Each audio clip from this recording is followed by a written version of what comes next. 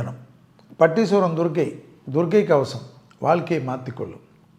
24 வயது கடந்த மிதன ராசிக்காரர்கள் தயவுசெய்து வருடத்துக்கு ஒரு முறை இதயத்தை பரிசோதனை செய்து கொள்ளுங்கள்.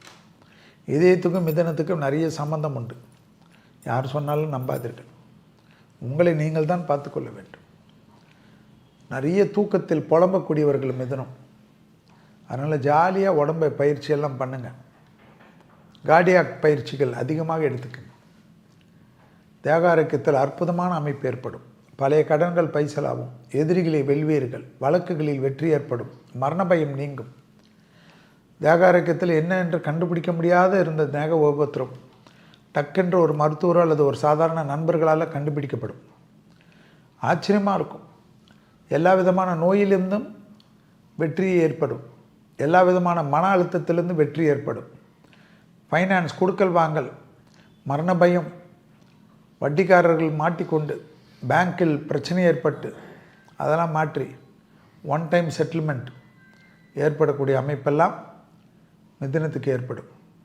எதிரிகள் விஷயத்தில் அற்புதமும் சந்தோஷமும் ஏற்படும். எதிரிகள் நட்பு ஆவார்கள். ஒரு நாள் 2 நாள் ஹாஸ்பிட்டலில் இருந்து தேக ஆரோக்கியத்தை நல்ல ஜம்முன்னு ஆகிட்டு ஒரு சிறு அறுவை சிகிச்சை போல் பண்ணிட்டு ஜம்முன்னு ஏற்படக்கூடிய அமைப்பெல்லாம் மிதுனத்துக்கு ஏற்படும். ஆக மொத்தத்தில் மிதுனம் காது மூக்கு தொண்டை சைனஸ் வத்த தலைவலி அதீத கவனம். ப்ரெஷர் மட்டும் மிதுனத்துக்கு வரக்கூடாது. ப்ரெஷருக்கும் ஆர்ட்டுக்கும் நிறைய சம்பந்தம். அதை நீங்கள் தான் பார்த்துக்கணும். மற்றபடி வார்த்தைகளில் அதிக கவனமாக மிதுனம் இருக்கணும்.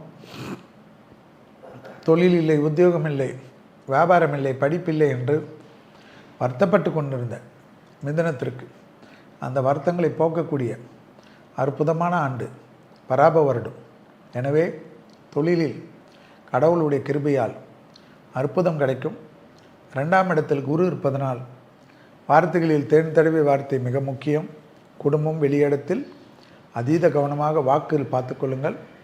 சுபகாரியமெல்லாம் மிதுனத்துக்கு ஏற்படும்.